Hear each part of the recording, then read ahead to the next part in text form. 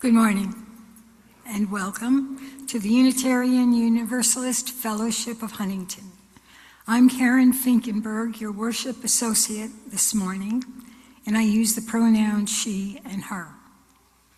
Whatever brought you here today, we're glad you came. And if religious spaces aren't your usual scene, welcome especially. You can be skeptical here, you can have doubts, you can show up not knowing what you believe. Most of us find our way here because we needed a religion that didn't ask us to leave parts of ourselves at the door. Unitarian Universalists put love at the center. Love over doctrine, over certainty, over any one belief. And love at the center makes demands.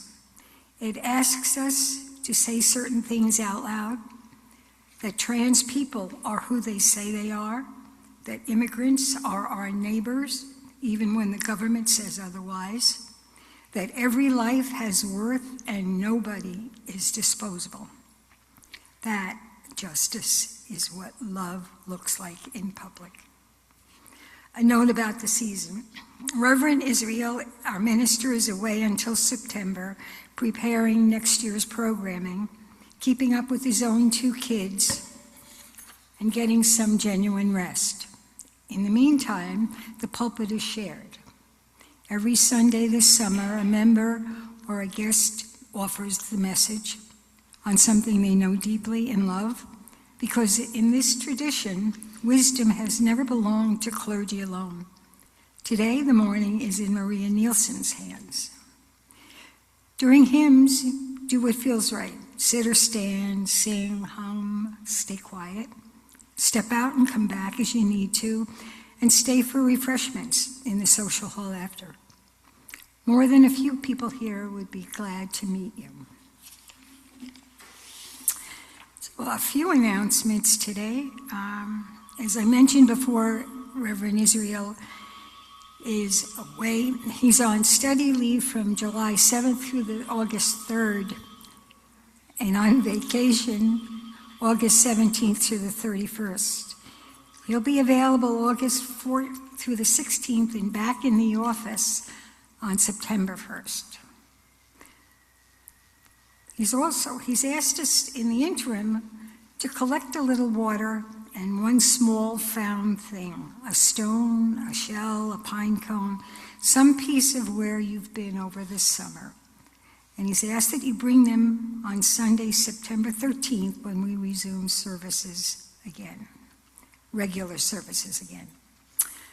And for those of you who are into the World Cup, we have a World Cup watch party on Sunday, July 19th at 2 p.m. here.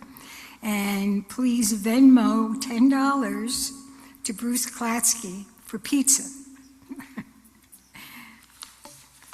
That concludes our announcements. Maria, would you like to light this out? Good morning, everyone. I'm Maria Nielsen. I use she and her pronouns. We gather this hour as people of faith, with joys and sorrows, gifts and needs. We light this beacon of hope, sign of our quest for truth and meaning, in celebration of the life we share together.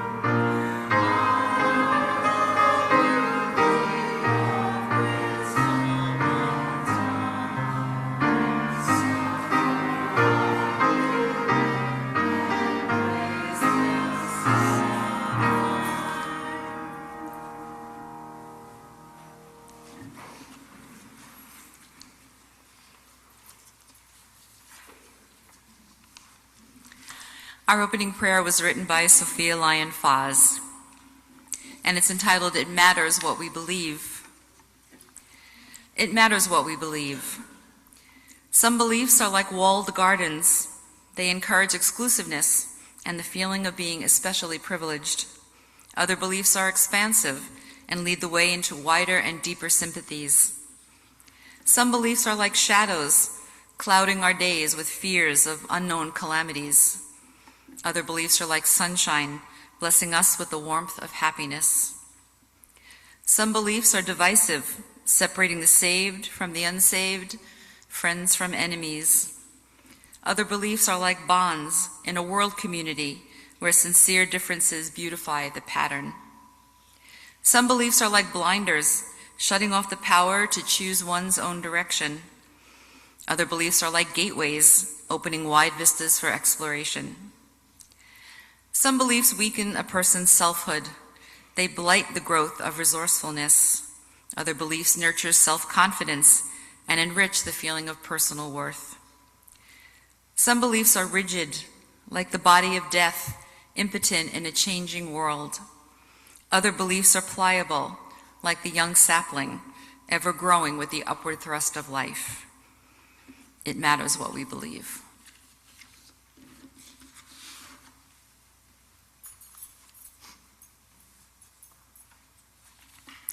We're going to slow down now for something we call moments of the heart.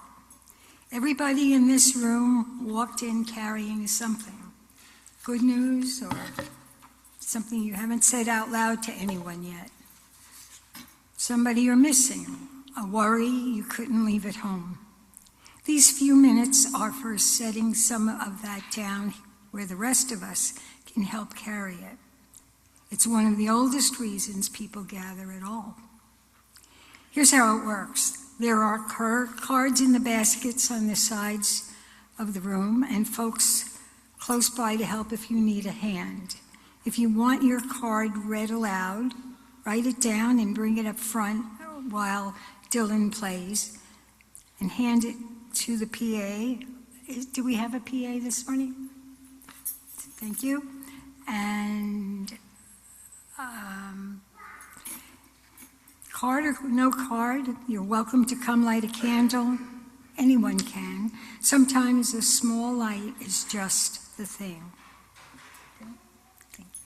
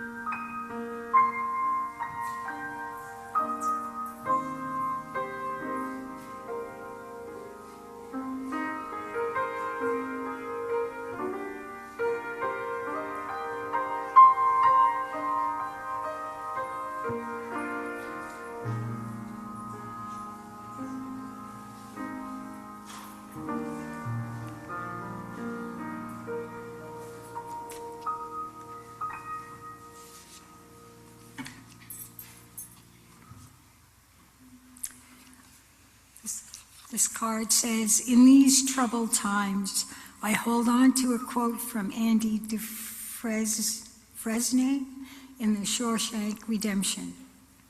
Remember, Red, hope is a good thing, may be the best of things, and no good thing ever dies."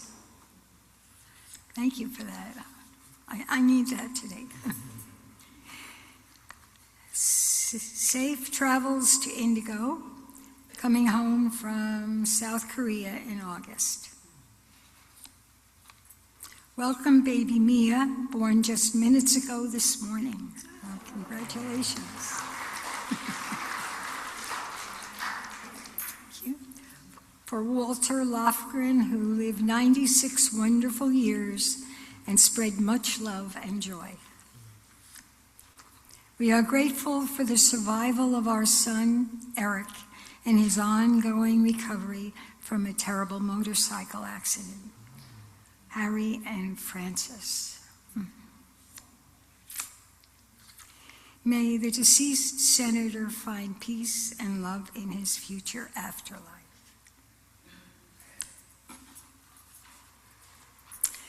We do this to remember that not one of us is carrying it alone. Let's take a breath in the quiet before we sing.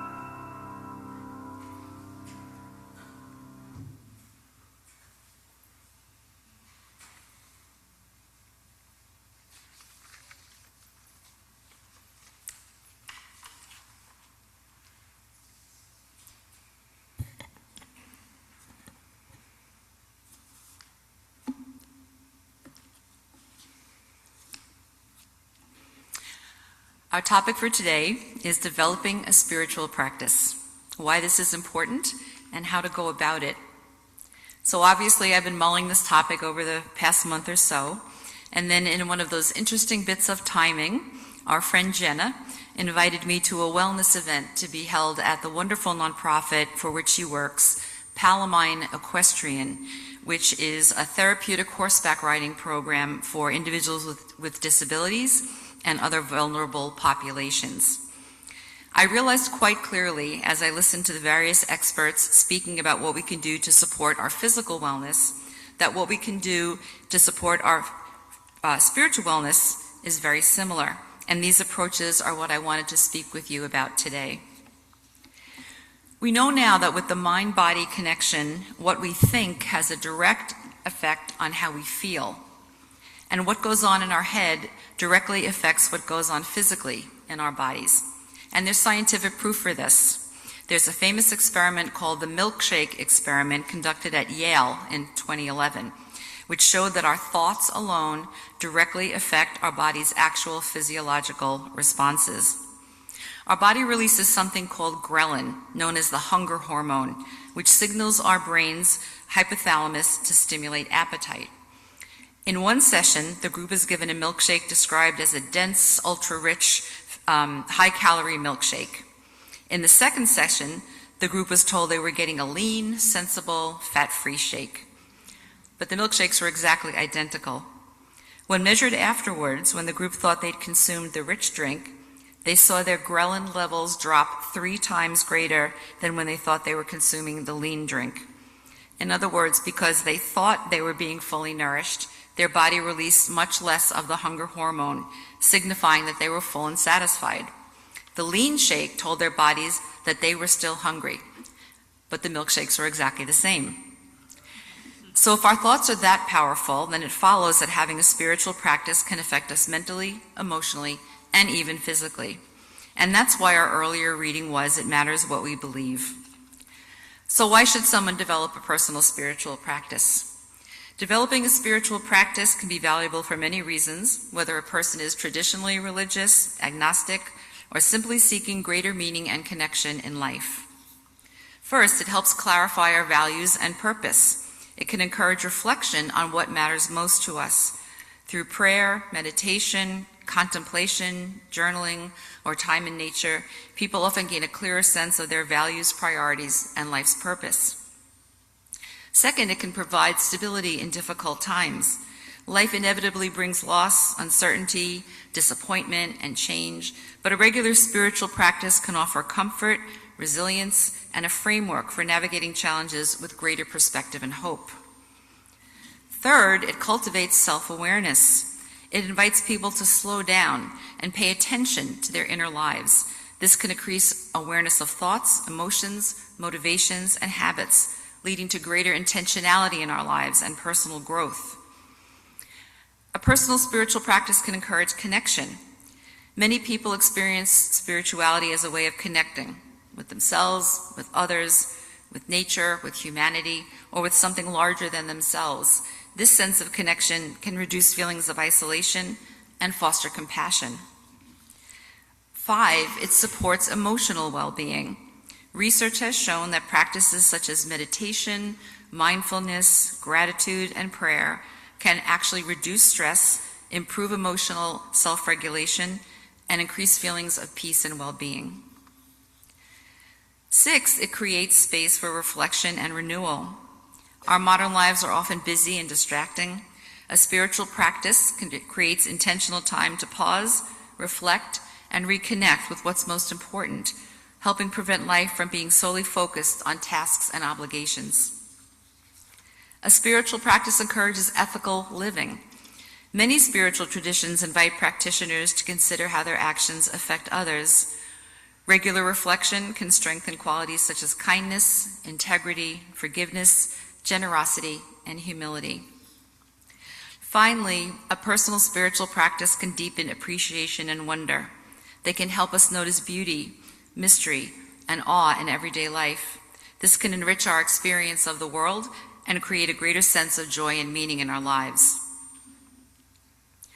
A personal spiritual practice doesn't need to involve adherence to any particular religion. It might include meditation, prayer, reading inspirational texts, attending worship services, spending time in nature, keeping a gratitude journal, singing, creating art, serving others, or simply setting aside time for quiet reflection. At its best, a spiritual practice is less about following rules and more about cultivating a deeper relationship with oneself, with others, and with whatever one understands to be sacred or meaningful. So there are many types of personal spiritual practices, and people often combine several of them. Different practices nurture different aspects of spiritual life: reflection, connection, service, creativity, wisdom, or inner peace. Some practices might appear in more than one category. So for example, a contemplative practice might focus on quieting the mind and deepening awareness. This can include meditation, mindfulness, silent reflection, centering prayer, breath work, contemplative walking, labyrinth walking, or perhaps sound bathing with our own Andrea Ganella. Prayer and devotional practices emphasize connection with the sacred, however we understand it. This could include daily prayer, a gratitude journal, reading devotional literature, chanting or singing, lighting candles or creating personal rituals, keeping a prayer list or an intention journal.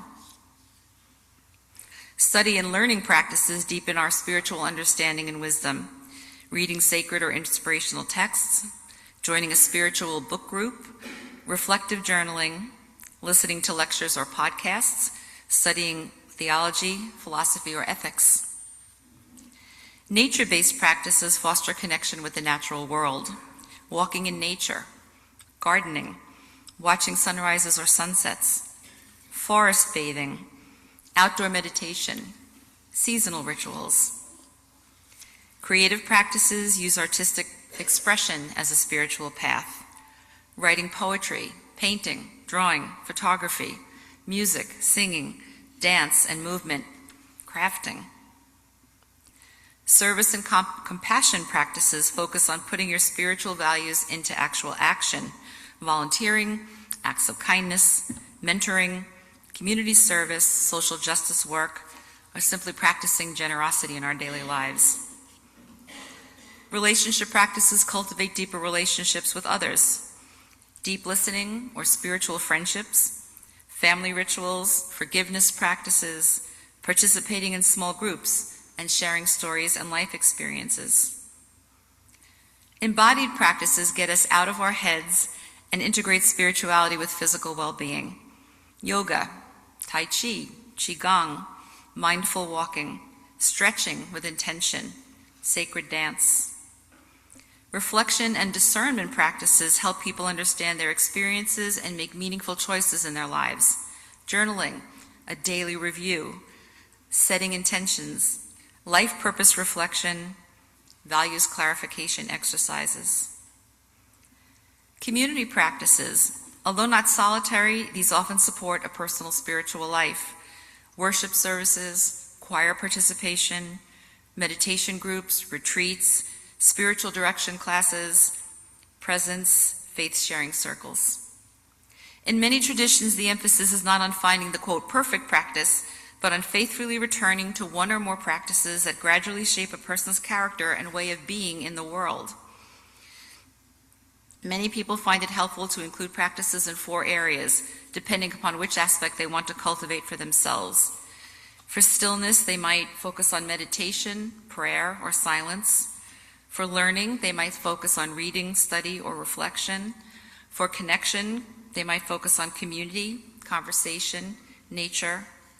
For action, they might focus on service, generosity, or justice work. For someone in a liberal tradition such as ours, some of these practices may have more or less appeal. But in any case, the emphasis can be on helping us live more intentionally and more authentically. But what makes it a practice, rather than just a one-time activity or simply a personal interest or something we enjoy doing? First, a practice is a regular, intentional activity that helps cultivate awareness, deepen connection, and transform the way a person lives. This definition is broad enough to include people from a variety of religious traditions, as well as those who identify as spiritual but not necessarily religious. It's something you do deliberately and repeatedly, not something you simply believe or experience occasionally.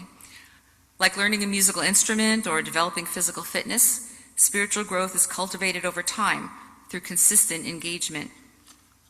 Intentional means it is undertaken with purpose.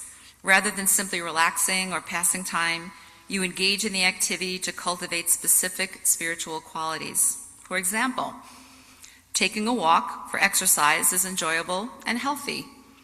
But taking a walk while intentionally paying attention to the beauty of nature and reflecting on your place in the world can become a spiritual practice. It's regular and repeated over time. The frequency matters less than the consistency. So, for example, you might set aside 5 minutes every morning, or an hour every Sunday, or a monthly day of retreat, or a daily act of gratitude. The repetition is what gradually shapes the person. It involves attention and requires being present rather than operating on autopilot. So, for example, someone may recite a familiar prayer absent-mindedly, or they may pray with full attention and engagement. The outward activity is the same, but the inward posture is different. And it is transformative, with the goal being not to simply complete an activity, but to become a different kind of person. A genuine spiritual practice can cultivate qualities such as compassion, humility, patience, gratitude, courage, wisdom, presence, and love. The question becomes not, did I do my practice today? But how is this practice changing my life? A spiritual practice opens us up to something beyond ourselves. It creates space to encounter something larger than just the everyday concerns of life that consume us. Different traditions might describe this differently. God, the divine, the sacred, ultimate reality, interconnectedness, the deeper self, or simply just the mystery of existence. If you're wondering whether something you already do is a spiritual practice, you can ask yourself, do I engage in it intentionally? Do I return to it regularly? Does it connect me with something I consider sacred or spiritually meaningful to me? Is it helping me become more compassionate, wise, grounded, or loving? And does it influence how I live beyond the time spent doing it? Now you may be thinking, sounds great, but I'm so busy. How am I supposed to sustain an actual practice in my busy life? So here are a few suggestions. Establish a regular time. Make an appointment with yourself. Designate a special place for your practice, whether indoors or a special place outdoors. Set a time limit that's doable for you. Be forgiving with yourself. It's never too late to begin again. Again, how many times have we done that with the gym? Remember the simple power of gratitude. The Christian mystic Meister Eckhart said, if you only manage one prayer in your life, and it is thank you, that will suffice. So I've given you multiple examples of types of spiritual practices you can explore and some of the benefits. But why is developing a spiritual practice especially important for us as Unitarian Universalists? For many people, a personal spiritual practice can be beneficial. But for Unitarian Universalists, it can be especially important because of the distinctive way we understand religious and spiritual life. As UUs, we don't prescribe a single creed, a required set of beliefs, or uniform spiritual disciplines. That freedom is one of our great strengths, but it also places greater responsibility on each individual to cultivate their own spiritual life. Such remarkable freedom of belief requires intention.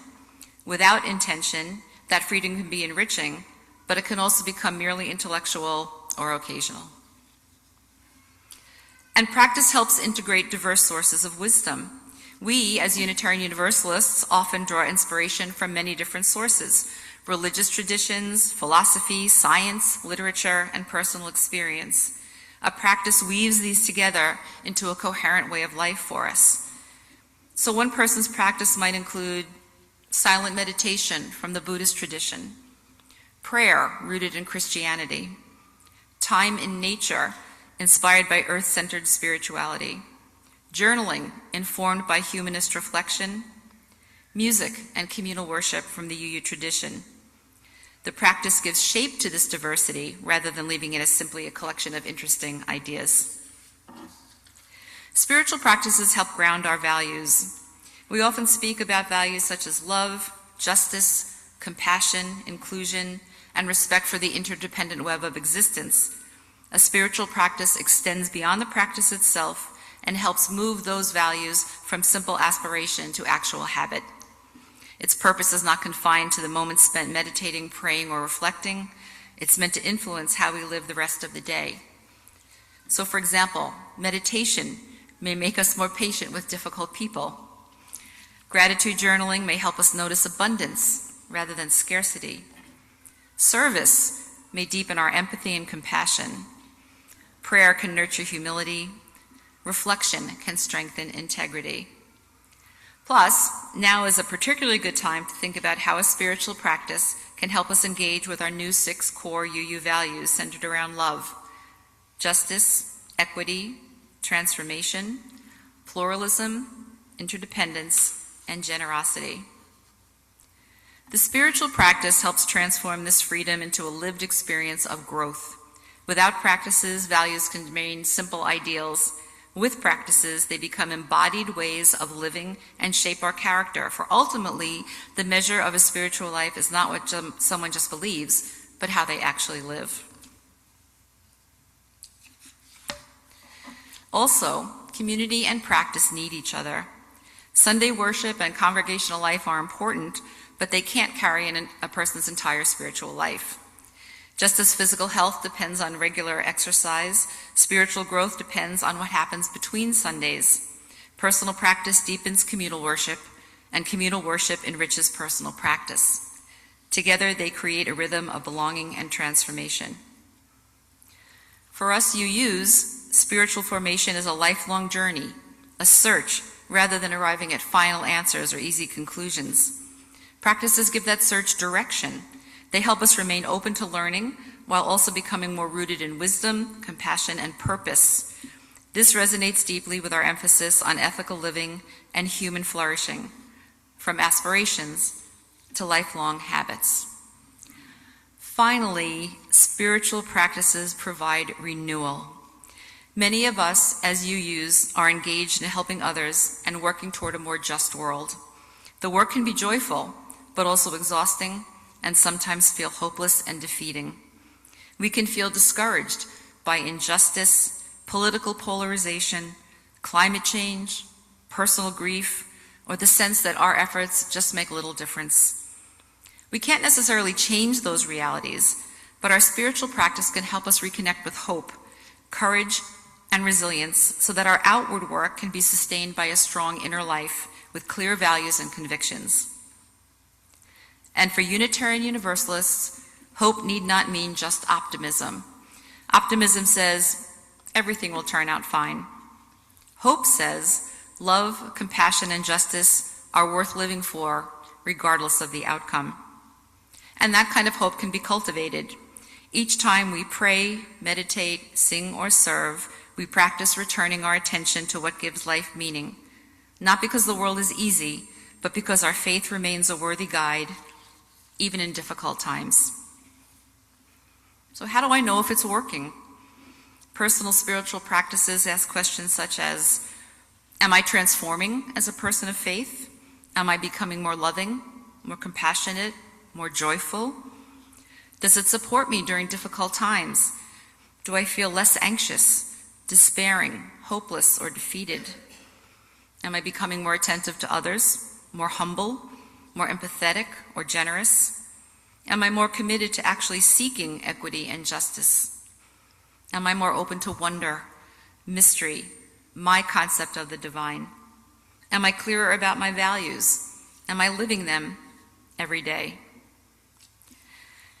In many religious traditions, spiritual practices help people live out shared beliefs.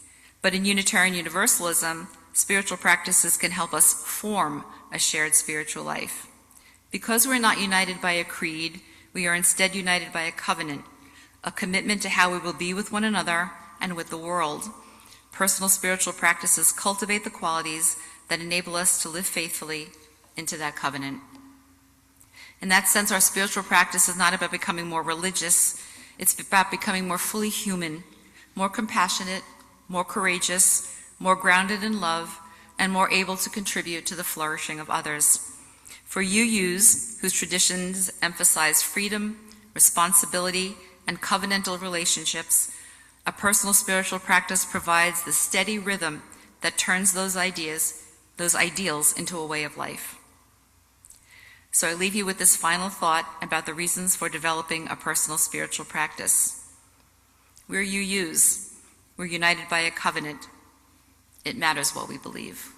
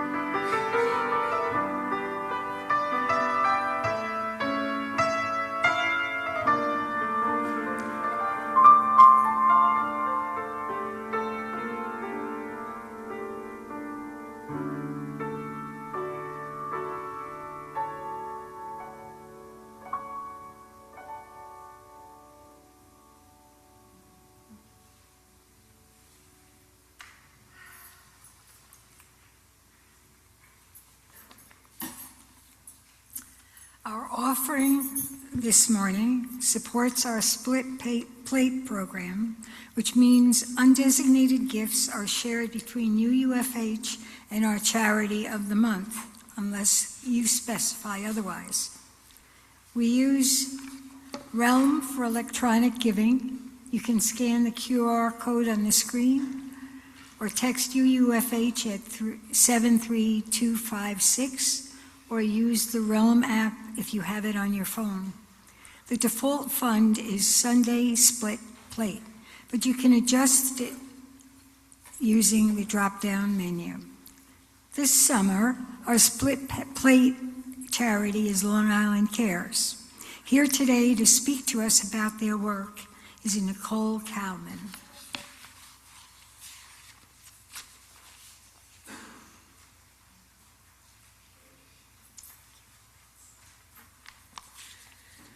Hi, everyone.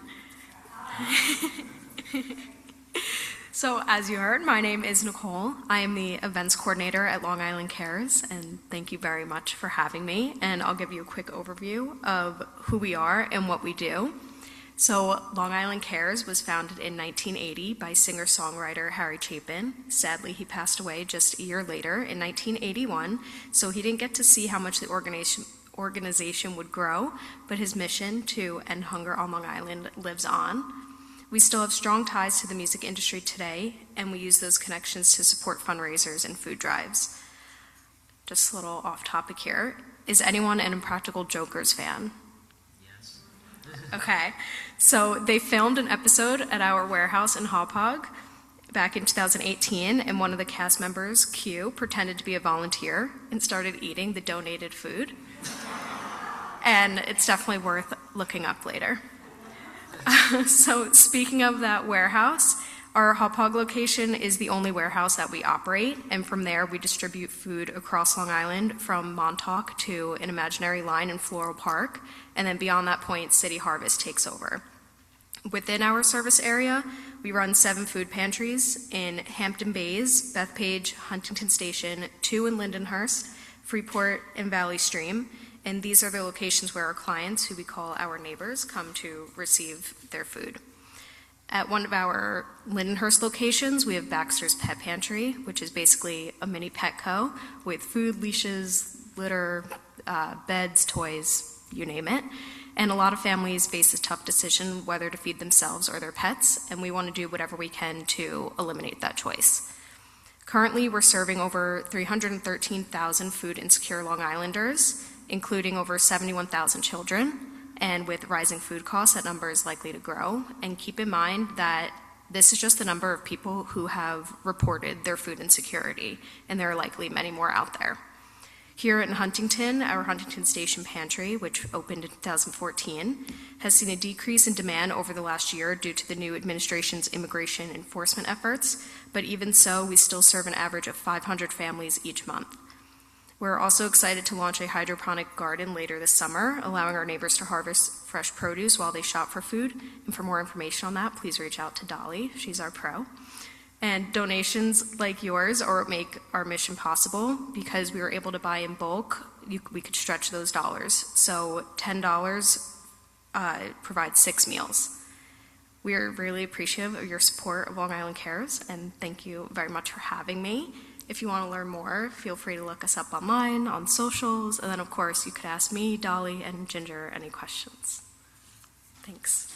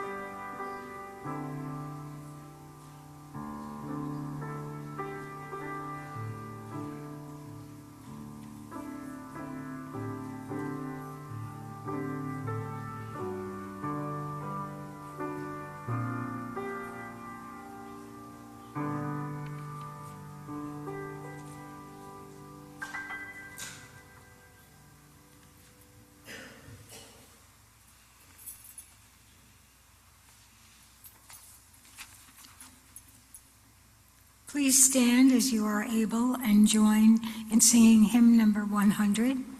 I've got peace like a river. The words will be on the screen.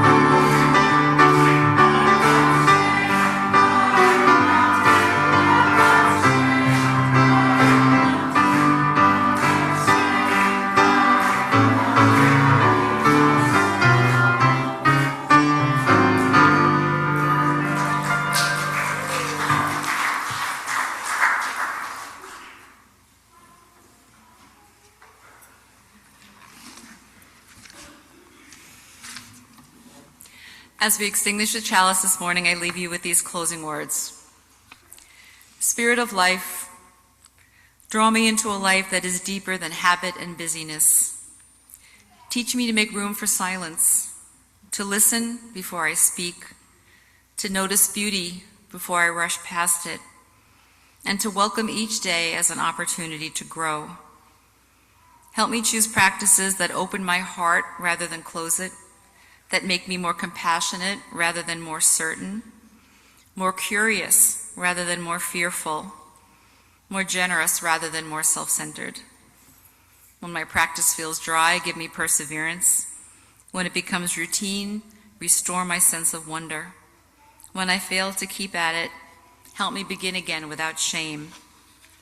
May my moments of prayer, reflection, meditation, study, service, or stillness not be ends in themselves, but pathways that transform how I live. May they teach me to live more fully, to forgive more freely, to seek justice with humility, to walk gently upon the earth, and to recognize the sacred in every person and every moment. Guide me day by day to become more fully the person I am called to be.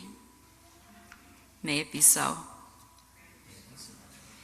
Please remain seated in respectful silence while Dylan plays our postlude, after which our service will be concluded. Thank you.